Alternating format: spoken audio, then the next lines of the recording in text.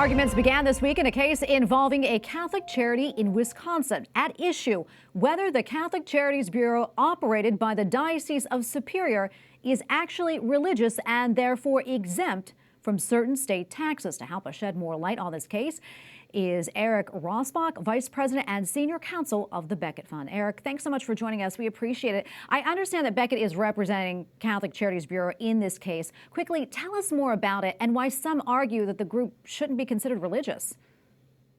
Right. So we are representing them in this case. It's a case about whether they qualify for a particular tax exemption that belongs to churches or church-controlled entities.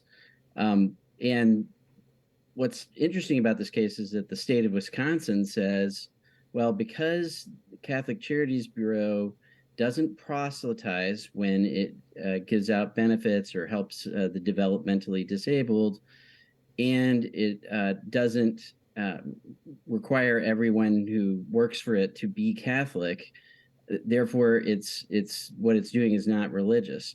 What's even worse is that they say that if anything that you do is not unique to religion, then it's secular. It doesn't count as religious anymore. And frankly, we find that to be an absurd position. For those not familiar with Catholic Charities Bureau, can you tell us a little bit more about the group and who it serves, what it does? Sure. It's just like Catholic Charities really almost anywhere across the country. It's an arm of the Diocese of Superior, which is the northern part of Wisconsin, and they carry out the charitable mission of the diocese in accordance with canon law. So they report to the Bishop of Superior, and they're really just the way that Catholics in the Diocese of Superior help other people. Yeah, in Wisconsin, like in most states, religious nonprofits are exempt from paying into the state's unemployment programs, therefore, allowing them to be a part of other unemployment compensation programs. Eric, that said, what's the benefit of that, and why does Catholic Charities Bureau, why do they want to do that?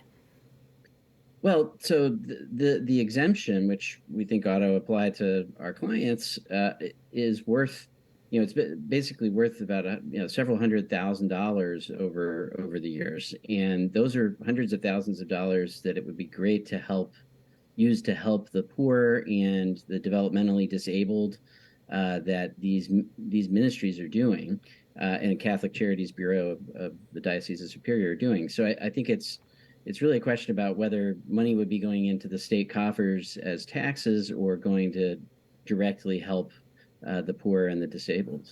I'm curious, we have about 30 seconds left or so, but if Catholic Charities Bureau, if it isn't deemed religious, what type of impact could that have, and how significant could that be? Could it have a broader impact? Well, the reality is there's similar laws in all 50 states. So if the Wisconsin Supreme Court said, well, you don't count as religious because you're not direct. We've decided you're doing too much stuff that other agencies can do. That could really have a knock-on effect in other states. So this is really a nationwide issue. Yeah, and what's next in this case, Eric? Now we wait after the oral argument yesterday and find out what the court decides. All right. Thank you so much for being with us. We appreciate it. God bless.